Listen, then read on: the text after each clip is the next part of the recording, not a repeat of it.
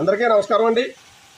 ఈరోజు వైఎస్ఆర్సీపీ రాష్ట్ర అధ్యక్షులు పులివెందుల శాసనసభ్యుడు వైఎస్ జగన్మోహన్ రెడ్డి గారు ఆయన పార్టీ శాసనసభ్యులు 11 మందితో శాసన మండలి సభ్యులతోటి ఢిల్లీ వెళ్ళి జంతర్ మంతర్ దగ్గర ధర్నా చేస్తున్నారు అని చెప్పి పత్రికల్లో చూసాం, చదివాం, టీవీల్లో చూసాం.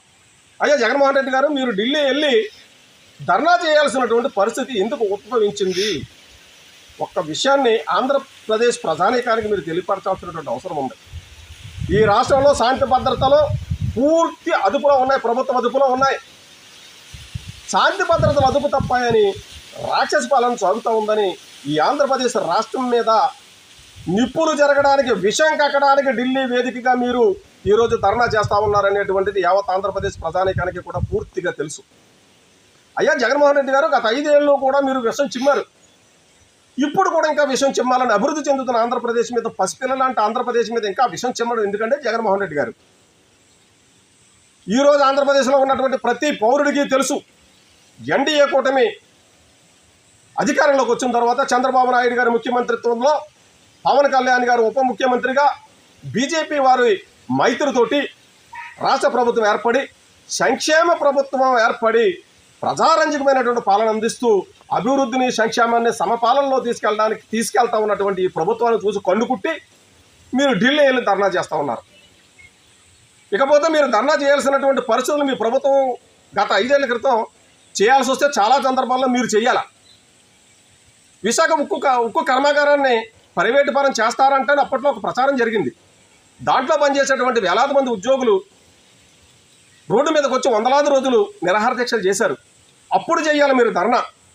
అయ్యా మా పరిశ్రమ మాకు కావాలి, దీన్ని ప్రైవేటీకరణ చేయడం వీలు లేదు అని. అది లేదు.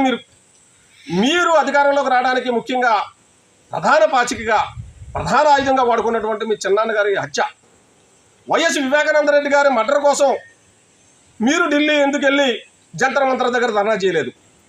అంటే ఎవరు ఆ మర్డర్ చేశారో మీకు తెలుసు కానీ మీరు చేయలేదు. ఓకే, పోనీ మర్డర్ చేసిన వాళ్ళు ఎవరో స్పష్టంగా అధికారులు తేల్చారు, సిఐడి వాళ్ళు తేల్చారు, సిబిఐ వాళ్ళు తేల్చారు. మీ సోదరుడు అవినాష్ రెడ్డి గారే మర్డర్ చేశారని. మర్డర్ చేసిన వ్యక్తిని అరెస్టు చేయడానికి ప్రభుత్వ అధికారులు సిఐడి, సిబిఐలు ప్రయత్నిస్తూ ఉంటే ఆ అరెస్టును వ్యతిరేకిస్తూ కర్నూలులో ఒక ఆసుపత్రిలో మీ సోదరుడు తల్లిగారికి బాగుండలేదనేటువంటి వంకతోటి కర్నూలు ఒక హాస్పిటల్ పెట్టి అక్కడ మీ తమ్ముడు గారు వెళ్తూ ఉంటే ఆ యొక్క హాస్పిటల్కి ఈ పోలీసు వారు ఎవరు వెళ్లకుండా వందలాది వేలాది మంది గుండాలని, రౌడీలని పులివెందుల కడప నుంచి తీసుకెళ్లి ఆ ఆసుపత్రిలో పెట్టి శాంతి భద్రతలకు విఘాతం కలిగించింది మీరు కదా. మరి అప్పుడు ఎందుకు చేయలేదు ధర్నా అని అడుగుతా ఉన్నాను. ఒక హంతకుడిని అరెస్ట్ చేసే సమయంలో మీరు హంతకుడికి సహకరించారా? అప్పుడు ధర్నా చేస్తే ప్రజలు హర్షింతురు కదా. సరే, ఈ విషయాలు పక్కన పెడితే మీరు ప్రతిపక్ష నేత హోదా కావాలని అడుగుతూ ఉన్నారు. మీకు చట్టాల మీద ఎలాగో గౌరవం లేదు. అసెంబ్లీ నడుస్తున్నటువంటి కౌల్ అండ్ షిక్దార్ రూల్స్ పుస్తకంలో 10% శాసనసభ్యులు ఆ పార్టీకి ఉంటే తప్ప ప్రతిపక్ష నేత హోదా రాదనేటువంటి విషయం కూడా కనీసం మీకు అవగాహన ఉండాలి. అది కూడా అంటే మీరు చట్టాల మీద ఎలాగో అవగాహన ఉండదనుకోండి, మీరు బాబాసాహెబ్ అంబేద్కర్ రాసిన భారత రాజ్యాంగాన్ని కూడా మీరు మీ 5 సంవత్సరాల పాలన అమలు చేయలేదనేటువంటి విషయం యావత్ ఆంధ్రప్రదేశ్కి కాదు, భారతదేశానికి కూడా తెలుసు. ఆ క్రమంలో మీకు ప్రతిపక్ష నేత హోదా కావాలని ఆంధ్రప్రదేశ్ గౌరవ తెలంగాణ హైకోర్టులో అప్పీల్ చేయడం ఏంటండి? మీకు పదవీ వ్యామోహం, ప్రజలను పీడించుకు తినాలనేటువంటి ఆలోచన ఇంకా పోలేదా జగన్మోహన్ రెడ్డి గారు అని మిమ్మల్ని అడుగుతూ ఉన్నాను. ఇకపోతే ఇటీవల కాలంలో మీ సోదరి, గతంలో మీ పార్టీలో ఉన్నప్పుడు జగనన్న వదిలిన బాణమని తిరిగినటువంటి మీ సోదరి షర్మిల గారు, ఆవిడ ప్రెస్ మీట్లో మాట్లాడారు, జగన్మోహన్ రెడ్డి గారికి తల పనిచేయడం లేదు, బుర్ర పనిచేయడం లేదు అని. ఇది నిజమేనేమో అనేటువంటి సందేహం యావత్ ఆంధ్రప్రదేశ్కే కాదు, నాకు కూడా కలుగుతూ ఉంది.